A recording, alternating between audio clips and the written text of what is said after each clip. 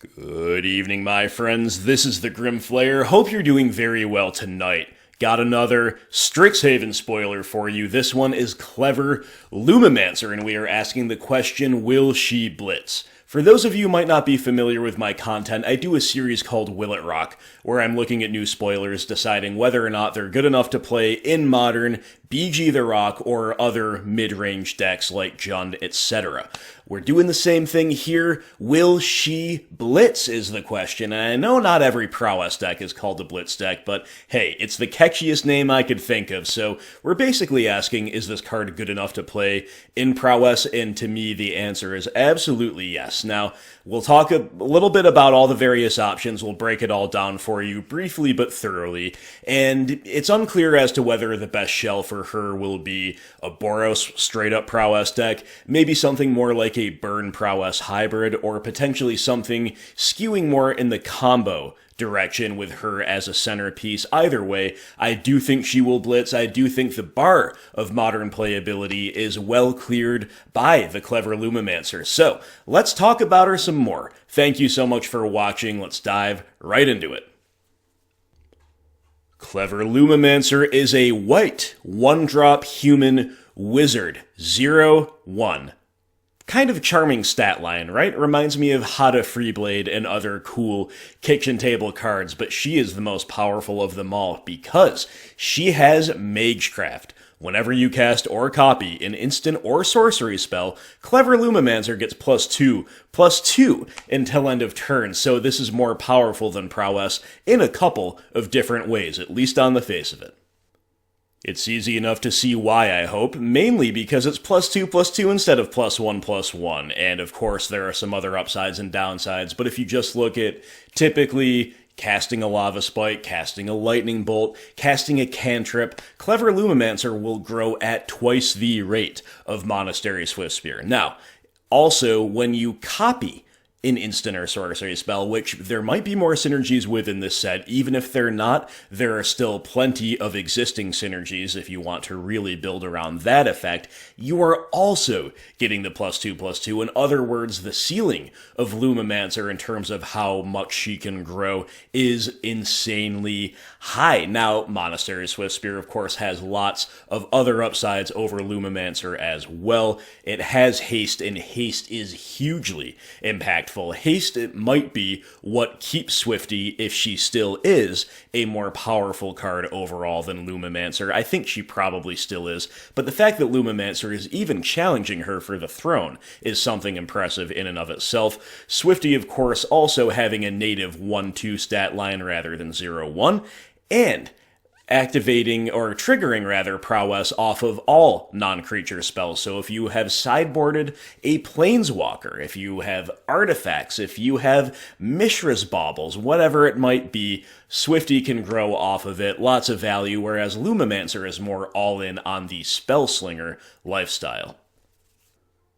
Swifty's close cousin is, of course, Soulscar Mage for the classic Swiftspear Prowess threat number 5 through 8, and Soulscar notably does not have haste, and that is what makes him a lot less powerful overall than Swifty. Even though his ability is really nice, he is not strictly worse. I think Lumimancer is probably, at a glance, at first impression, roughly on the power level of Soulscar Mage in the context of similar strategies, while also having a higher ceiling and being more able to be combo-centric, perhaps rewarding you more for playing combo-esque cards, even if you're not all in on a combo strategy. Cards like Gut Shot, Mutagenic Growth, Apostle's Blessing, that type of thing. However, Soulscar Mage more tactically flexible, allowing you to play some really mean combat tricks to turn your burn spells into at least halfway removal spells. So it's difficult to rate all of these cards on a hierarchy, but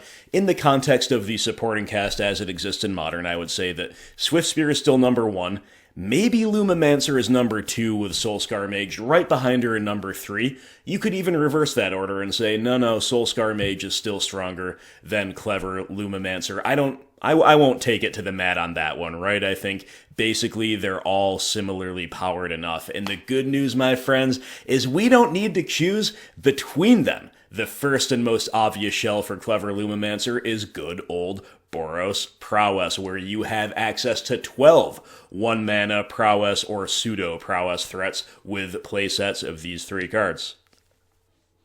So if we're looking at such a shell, it's probably going to resemble the current mono-red prowess structure more than anything else currently in Modern, and obviously Lightning Bolt is a fantastic card in a vacuum, fantastic alongside all of these threats, but Lumamancer specifically excelling alongside a couple of other mono-red prowess staples. The first one that occurs to me is Lava Dart, because Lava Dart, of course, getting you 2 cast triggers basically for the price of 1 card and only 1 mana, and it is a risky play. You are shoving all in. Every prowess player is familiar with this play pattern. It can be high risk, high reward, but Lumamancer makes the reward even higher than it already was, and Lava Dart, again, already an all-star, definitely raising the ceiling of that card even higher if Lumamancer is involved, and perhaps even more impactfully.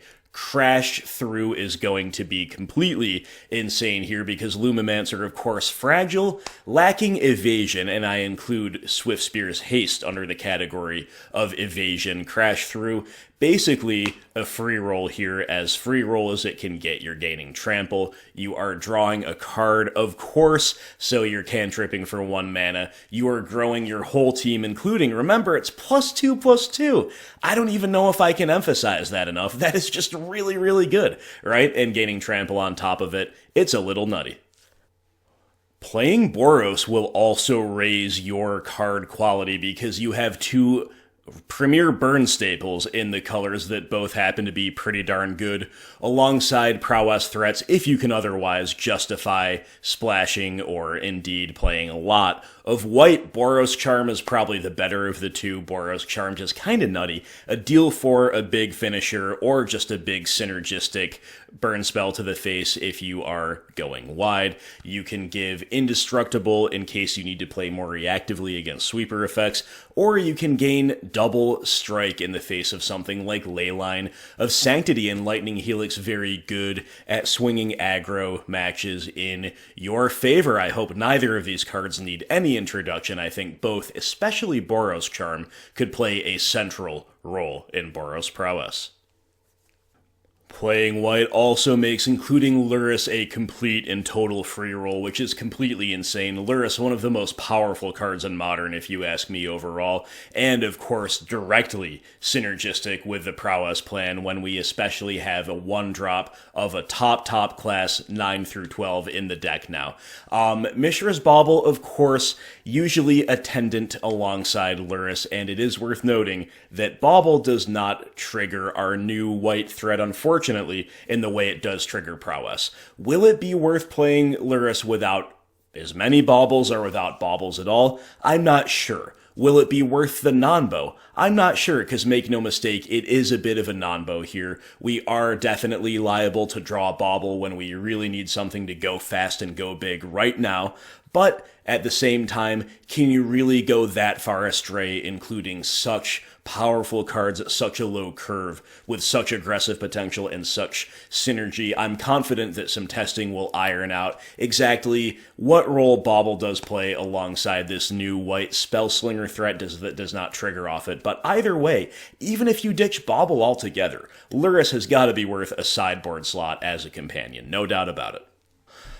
Now, with this type of Boros really low to the ground configuration, cards like Gutshot and Mutagenic Growth, which I did mention earlier, become better. The opportunity cost to include them becomes lower because you have threats 9-12 at that CMC 1 slot, whereas if you only have 8, it's a little riskier to shove all in simply because their removal is not stretched as thin. Also, with our new white premier threat, the ceiling of these cards is much, much higher. You are rewarded for slinging spells as aggressively and as quickly as possible. So I think Gutshot and Mutagenic Growth do, of course, their stock rises. It'll be interesting to see exactly how many of these sorts of cards can be accommodated. There is still an upper limit for them. I suspect we don't want 4 of each of these, except maybe to test in a brand new meta and totally blindside people, right? And this is just another reason to play the recursive value engine of Lurrus, because you do run the risk of getting blown out when you run too many cards like this. Gotta be able to rebuild some of the time, and there are other contenders for this type of role as well. Of course, Temur Battle Rage can never be forgotten, can never be neglected, and Apostle's Blessing, hey, we're even in white for once. This card mostly sees play in non-white decks, but now we could even pay a white mana for it if we so desire. So much to think about. I think probably Gutshot and Growth are the best in class, but there's definitely several such cards we could be reaching for as well. Another thing about the color white is it has long been known as one of the best, if not the best, sideboard colors all around, and I think that might be a little less true than it used to be, right? We've got a lot of really powerful hate in other colors entered the format in the past couple of years, but I think in the context of a red prowess deck, white is still the premier hate card, and you're looking at a couple of them now. Worth noting that RIP and Stony Silence, both non-bow with Lurrus and or Bauble in a couple different ways, it does contribute to further muddying the waters in regard of exactly how Lurrus will fit best in the deck, right? But if these cards are here, you can reach for them, and Lumamancer, Soulscar Mage, and Swifty are above ground, they're aggressive, they're fast, they can really reward you for playing effects like this, and they'll even give prowess triggers to the latter too. But honestly, just having access to good old-fashioned white removal spells is pretty nice. Wear and Tear really comes to mind, a classic Boros Burn or Prowess effect. Revoke existence if you need to exile rather than to destroy.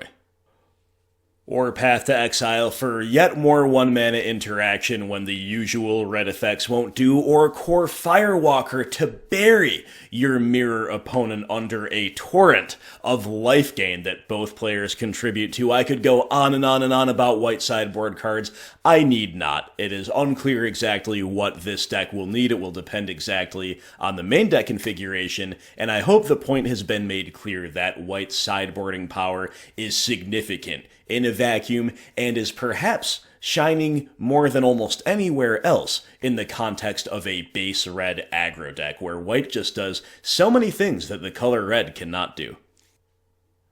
Now, of course, some people want a more all-in build, a more pedal to the metal experience. They might want to go more of a combo direction. Well, a lot of the cards we just mentioned can still play a role in that, but there are other options as well that Lumamancer now opens up and makes a lot more viable than they ever were before. Assault Strobe is one of them, a 1-mana red sorcery granting target creature double strike until end of turn. A lot of people have already played around with a relatively janky build of Niv Magus Elemental, and the reason Elemental is so desirable in all-in kind of turn 2 one-shot builds like that is because it is getting 2 +1/+1 counters every time you exile an instant or sorcery spell. Does that remind you of anything? Does a +2/+2 effect remind you of anyone? That's right, it is Clever Lumimancer, also functioning as Niv Magus Elemental number 5 through 8 in the context of shells like this. We also have to remember that Ground Rift exists. There is a 1-mana storm spell that can even help you shove damage through. Of course, this card is probably too bad to play unless you are completely dedicated to shoving all in, but it does exist. It might actually have legs now that Lumamancer exists, and these cards and this deck in general, of course, Manamorphose, a complete free roll just as it is with the more traditional Boros take on prowess that we've outlined at the beginning of this video. And just to bring it all home again, I have to read Clever Lumimancer's text. Magecraft, whenever you cast or copy an instant or sorcery, she gets +2/+2 until end of turn. And just let that sink in. Think of how good that is with Manamorphose. So those are all the possible synergies and build directions I see from the jump with Clever Lumimancer. I could go on, but it's no point getting lost too far in the weeds. You guys get the point. Now, as for her weaknesses, we do have to talk about those briefly. Number 1, she is pricing you into playing white. Now, I will say that I think the white supporting cast for her specifically is good. It is worth noting that Boros Prowess has never really been meta compared to Mono Red, compared to even Rakdos for a while, certainly compared to Izzet. Boros and Gruul Prowess are roughly about as strong, but the thing is, Clever Lumimancer is making that white supporting cast better. Not only is she making it worth playing white in and of itself, I think the white supporting cast specifically powers her up and synergizes well with her. Nevertheless, having to play white could be construed as a weakness, and alongside that, she is weak to what I call the Modern Horizons 1 triumvirate of X1 predators. We have Ren in 6, we have, of course, Lava Dart, which is both her ally and perhaps her greatest enemy, and we have the Plague Man, and all three of these have very significant blowout potential against Clever Lumimancer, specifically Plague Engineer, right? Because the other Boros Prowess threats happen to be human as well. Plague Man, kind of a medium card, kind of like from the BGX perspective, better than bad stuff. Against Mono Red Prowess, for example, if you have more cards to bring out than bring in, the Plague Man comes in. If you don't actively need him, right? But against Clever Lumimancer, this guy's stock goes through the roof, and that means maybe the card is well designed enough to not break everything. I think that's true. I think she's got inherent weaknesses. I think the strategy is not something that's uninteractable with. Quite the opposite. It does reward you for playing interaction, but she does have some predators, it is worth noting. It may be concentrating your 1-drops.